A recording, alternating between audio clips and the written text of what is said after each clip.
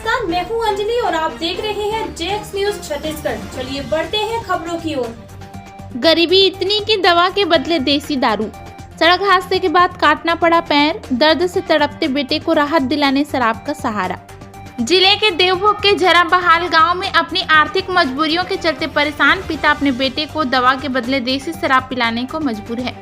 सड़क हादसे के बाद बेटे का पैर काटना पड़ गया। इलाज में सारे पैसे खर्च हो गए। अब दर्द से तड़पते बेटे को राहत दिलाने के लिए पिता को शराब का सहारा लेना पड़ रहा है। जानकारी के मुताबिक देवभोग ब्लॉक के ग्राम झरा बहाल में रहने वाले गरीब मयाराम यादव के दो बेटे हैं। दोनों बेटे शादीशुदा खुशहाल जिंदगी बिता रहे थे। दोनों मजदूरी करते थे।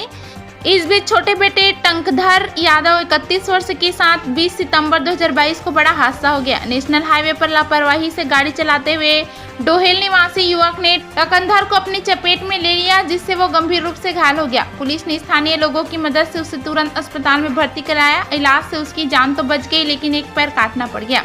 छोटे बेटे टंकधर के इलाज में सारी जमा पूंजी खर्च हो गई। उन्होंने कहा कि डॉक्टरों ने उसे देवभोग अस्पताल से रायपुर एम्स रेफर कर दिया था। जब वे एम्स पहुंचे तो वहां अस्पताल ने 6 दिन की वेटिंग बताई। इधर पैर का इन्फेक्शन बढ़ता जा रहा था। बात घायल बेटे की जिंदगी की थी, तो उन्होंने बिना देर किए राजधानी के निजी अस्पताल में बेटे को भर्ती कराया। पैर में फैल गए इन्फेक्शन के कारण दायां पैर काटना पड़ा। टंकधर के इलाज में करीब 2.5 लाख रुपए खर्च हो गए। इलाज के लिए सोने चांदी के गहने तक बेचने पड़ गए। साथ ही जमीन के 60 डिसमिल टुकड़े को भी गिरवी रखना पड़ा।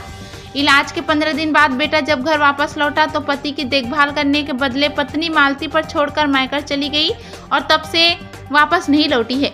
इस बीच बड़ा बेटा राजेश यादव 32 वर्षीय भी बीमार पड़ गया। गरियाबंद जिला अस्पताल में इलाज भी चला, लेकिन उसके बाद आधा अधूरा इलाज कराकर राजेश लौट आया।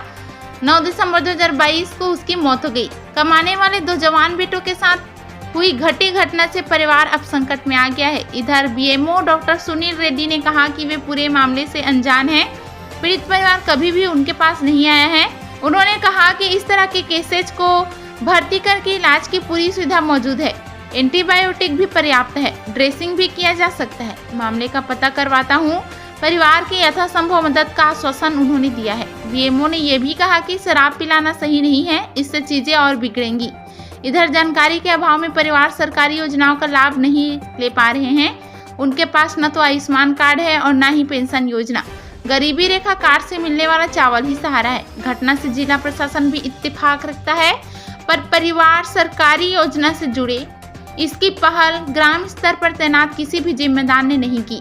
परिवार एक निजी चिकित्सक की मदद से ड्रेसिंग करवा रहा है।